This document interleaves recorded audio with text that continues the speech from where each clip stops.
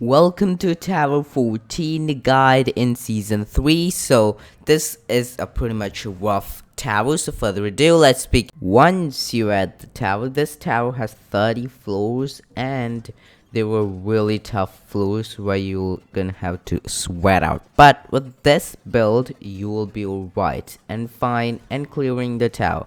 At floor 1, you're gonna take the blast fungus, as they are going to be really useful when you get surrounded by a lot of mobs. You're just going to use them and wipe them out. It's going to be really simple to use, so you can just use them.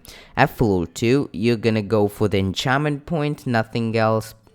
I just gone for chains enchantment on my weapon for now, didn't gone for any other, like enchantment. And here I kept using blast fungus when a lot of mobs were following me and just make through the level. At floor 4, you're gonna take the mace. Mace has good enchantments, committed and freezing, which will make your mace pretty much great. As you continue the floors, make sure you keep upgrading your mace, which will make your melee weapon not go low powered. So here at floor 5, you're gonna take the shadow shifter, as it's a great choice, and at many floors it's gonna save your life, as it's gonna be helpful. So here, do not go inside the ambush spawning, the circle kind of thing you see. Just don't go in there till all of the mobs have spawned and you have killed them. Once that's done, then only go in the place, regenerate, make your level through it, use the shadow shifter if needed, and clear the level. At floor 6, you're gonna take the climbing gear with deflect and cooldown on it. Floor 6 is a simple one. Creepers do spawn, but you can literally one-shot the creepers with your mace, so it's fine to ask me. So at floor 7, you're gonna take the enchantment point, but no, you're not gonna take an enchantment point, but take the twisting wine bow. I just messed up the recording, but whatever. You're gonna take the twisting wine bow with only a few shots. No other enchantments are great, so it's just a waste to use them here. If you see an enchanted creeper, just go upstairs and it's gonna be alright. Get it out of its enchanting range and get rid of him. And when you activate the core, make sure that they don't hit you. At floor 8, you're gonna take the low medallion and make your way to the next floor. After that's done, this floor, and another easy one to ask me. I don't think I need to tell you how to do this. You're gonna use the low medallion to just make your tanking swords and keep attacking them. At floor 9, you're gonna take the one and only spin blade. First time I'm recommending this, but it's gonna be real helpful against the wildfire. You're gonna take the spin blade in replacement of the blast fungus, as blast fungus is not gonna be helpful anymore, so you're gonna just replace these two. At merchant floor, you're gonna make your way to the merchant at a guildsmith, and guildsmith your climbing gear. I meant your armor piece. Once that's done, you're gonna fight the wildfire. Over here, it's like wildfire is kind of like got a buffs and stuff, so it's not like easy to defeat it. So you're gonna use your spinning blade to get rid of its armor pieces and keep attacking it, and use health potion if needed. If you still have any question, you can just check the full guide and just scroll through the video where you want to just see the problems and stuff. Then you're gonna take the enchantment point and just make your way through the next floor. It's not that hard one. This is the easy fun floor, so yes, it's not even a big problem. You're gonna make it really easily, and once it's done, here's the bubble buster. At floor 12, you're gonna take the bubble buster, as it's an S tier gear or bow to use in this entire tower run. You're gonna go for weakening, exploding, and dipping poison arrows. They're really good. We hear you might get low in health, so get rid of the guardians just as it spawns, and be aware of what you're doing. Just after that, you're gonna make your way to the the worst part of this entire floor, which is getting the key, and it's so annoying when you fall. So be patient, don't just kind of like rush the process, but trust the process. That's what I'm trying to say. Once that's done, the best armor, the reinforced mail, and throughout the entire this tower, you're gonna go for potion barrier, as that's the best thing to use and the safest enchantment. And swift rooted and full soul focus doesn't matter, because I'm not gonna use any soul items, so you're gonna go for electrified. And at the final floor, it did help me and saved my life and ruining the entire recording. I'm not even gonna lie for a second. So yes, so once that's done here, a lot of creepers do spawn, so use your bow. This bow is a great bow to get the area control, to ask me. Once this done, you're gonna take the backstabber as the weapon, as it's great to use. Okay, so you're gonna go for freezing and leeching enchantment, as it's going to be the better choice. For the bow, this bow is a complete stopper for the enemies. Like the mobs are gonna come, it's gonna make them in a bubble, and it's gonna be so good. Plus it ricochets, so you can just expect how great this bow is. It is perfect for using, to ask me, so you're gonna use that. And as the next floor, floor 15, you're gonna get the better shadow shifter and replace it with your old shadow shifter. Like shadow shifter is kind of like really helpful in most of the floors where you're gonna get really low in health, and you just need to just regenerate your health a bit and just fight and stuff, or you can just get out of the range of the mobs and be safe. You're gonna take that and make your way to the next floor. In this floor, you're gonna just keep spamming your bow. I mean, overcharging your bow and spamming it. That's what I meant. Over here, you're gonna take the katana in replacement of the backstabber.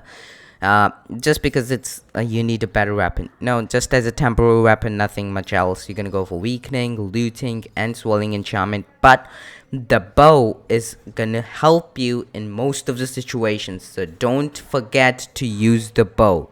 Just hear me out. Do not forget to use the bow, because it's a complete great bow. Okay, so that's what you need to remember and play the game. You're gonna take the enchantment point, keep going through the floors, and over here you're gonna make the slimes your ally by using your low medallion, and you're gonna be all white.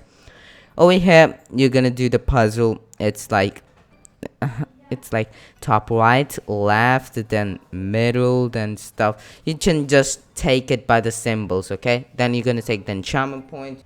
This floor, another tricky one. You're gonna use the shulkers to open the door, and once that's done, there are a lot of slimes and magma cubes, so make sure you take care of that and just get rid of those the poison plant spawners, and you'll be alright. At here you're gonna take the double axe or the car crossbow, depends. I took the double axe as a temporary weapon with void strike, critical hit, and guardian strike, as it's a great choice as a temporary weapon, and even as a long-term weapon, but I found a better weapon, so I just chose that. Here you're gonna unique smith your armor to stalwart armor. It has complete potion barrier, so it's like it's better, but double potion barrier, which means nothing actually. So yes, it's the boss fight over here.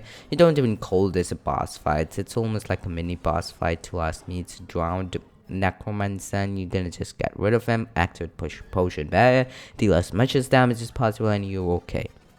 Next floor, another easy one. You're gonna use your spin blade as much as possible to just get through the floors. Over here at floor 22, you're going to use the one and only cursed axe. Cursed axe is the best axe in the entire game, so you don't even gonna question me about that. You're gonna go for critical hit, gravity, and the one and only guarding strike. Here you're gonna use your bow the most in order to get the area control, and your axe is gonna smash its way to the victory.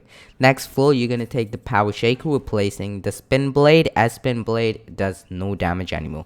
Over here, creeper, just get rid of him as they spawn to last me. The big boys, the leaf blowers, whatever you call them, you're gonna get rid of them with bow and stuff. You're gonna be alright.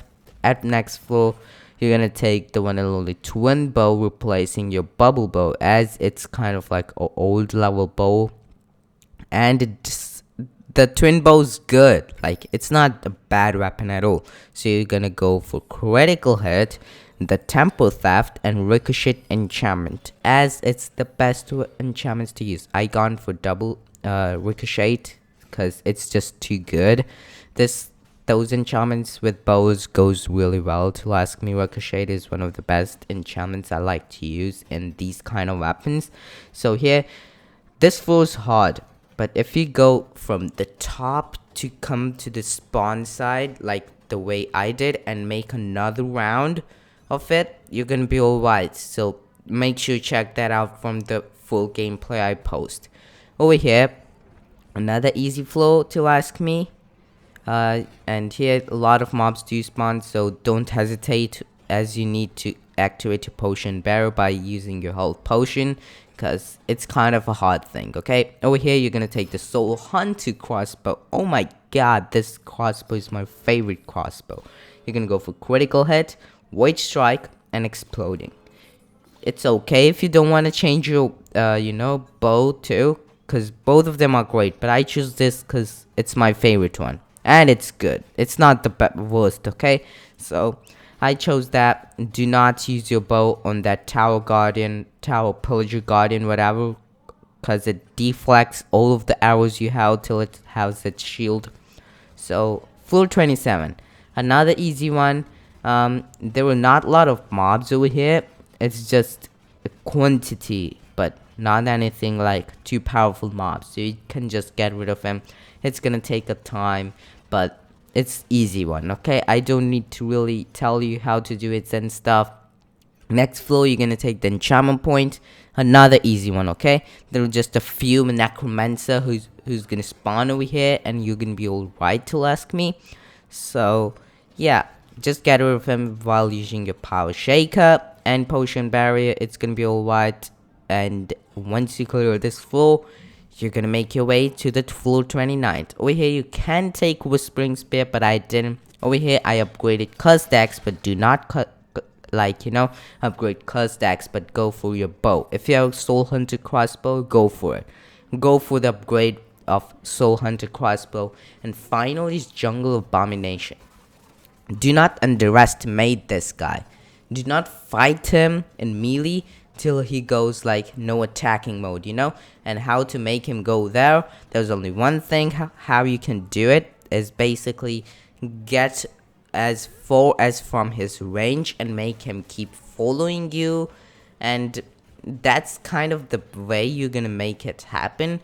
The second try I gone for was just too much unlucky by the fact the leaf floor literally spawned on top of my head, and I was no place to run away. But at the third one, I cracked the code and made it happen. You're gonna use your low medallion to get as many of those, the poison plant spawners, and make him go like the no attacking mode.